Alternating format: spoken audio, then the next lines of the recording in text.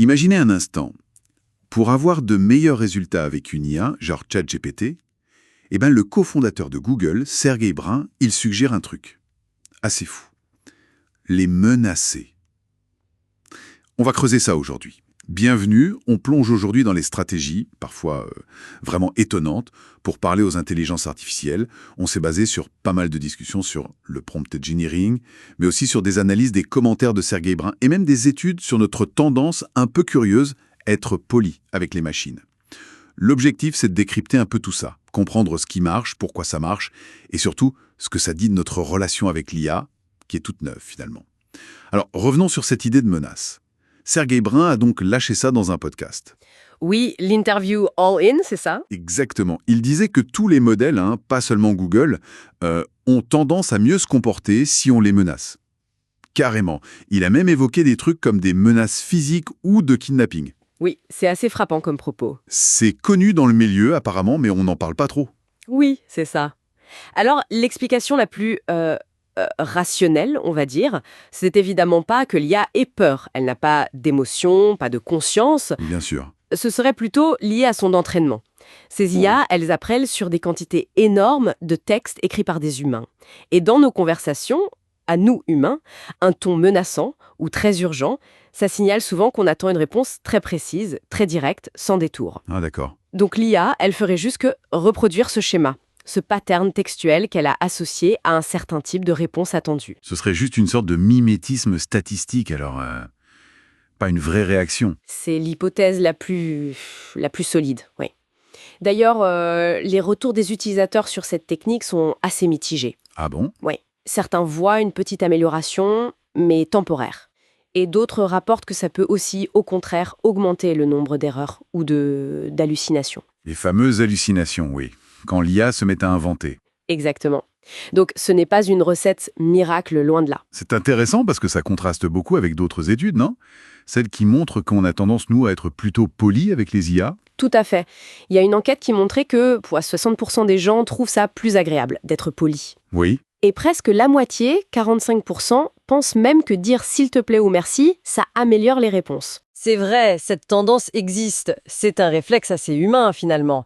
Par contre, la plupart des ingénieurs et des spécialistes en IA vous diront que les algorithmes derrière, les LLM, ils s'en fichent un peu de la politesse. Ah d'accord. Ça ne change rien pour eux.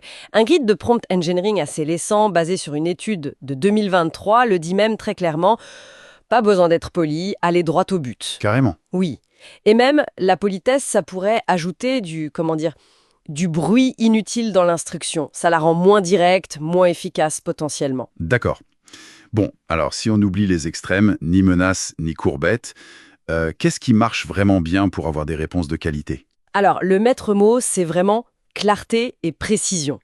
Tous les guides insistent là-dessus, il faut bien structurer sa demande. Par exemple, utiliser des délimiteurs clairs comme des guillemets ou des balises pour bien séparer les instructions du contexte qu'on donne. Oui, ça j'ai vu passer. Ou alors, une technique simple mais efficace, demander à l'IA de penser étape par étape. Ça l'aide à décomposer le problème. Donner des exemples concrets de ce qu'on attend comme réponse, ça marche très bien aussi. C'est ce qu'on appelle le few-shot learning. D'accord, lui montrer le format attendu. Exactement. Et puis, une autre technique, lui assigner un rôle précis. Agit comme un expert en physique quantique. Voilà, ou en cuisine italienne, peu importe, ça aide l'IA à cadrer sa réponse. Donc, en gros, il faut apprendre à bien parler IA, à formuler les requêtes de manière très, très spécifique. C'est tout à fait ça. Et d'ailleurs, il y a d'autres astuces moins agressives que la menace, qui sont assez surprenantes aussi. Ah oui, d'accord. Lesquelles? Par exemple, répéter un mot-clé important plusieurs fois dans le prompt. Ça peut lui donner plus de poids dans l'analyse de l'IA. D'accord, logique. Et puis, il y a un truc assez étonnant. Proposer un pourboire fictif. Un pourboire. Fictif, sérieusement. Oui. Ajouter une phrase du genre « Je donnerai un pourboire de 200$ pour la meilleure solution ». Eh bien, ça semble parfois améliorer la qualité de la réponse. Et c'est dingue ça. Elle ne va pas toucher l'argent, l'IA. Bien sûr que non. Elle n'a aucune notion de l'argent ni du désir d'en avoir. Mais Elle a peut-être appris, dans toutes les données qu'elle a ingurgitées, que la mention d'un pourboire dans un texte humain est souvent liée à une attente de service ou de résultats de très haute qualité. Ah, je vois le lien. C'est encore une histoire d'association de motifs textuels complètement détachés du sens réel pour nous. C'est fascinant, non? Ça montre bien comment elle fonctionne. Absolument. Donc le message principal, si on résume, c'est le fameux adage « garbage in, garbage out ». La qualité de la demande fait la qualité de la réponse. C'est une excellente synthèse, oui.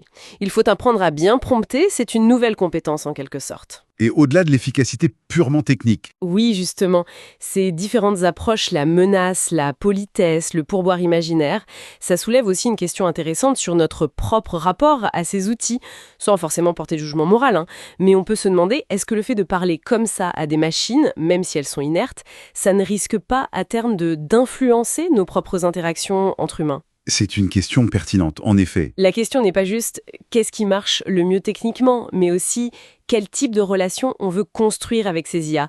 Et peut-être une pensée pour conclure, à mesure que ces IA s'intègrent dans notre quotidien, est-ce que c'est nous qui allons adapter notre façon de communiquer à leur logique un peu particulière ? Ou est-ce que, au contraire, les IA deviendront un jour assez sophistiquées pour comprendre toutes nos nuances humaines, l'implicite, l'ironie, la politesse sincère, et du coup, toutes ces techniques de prompting deviendraient moins cruciales.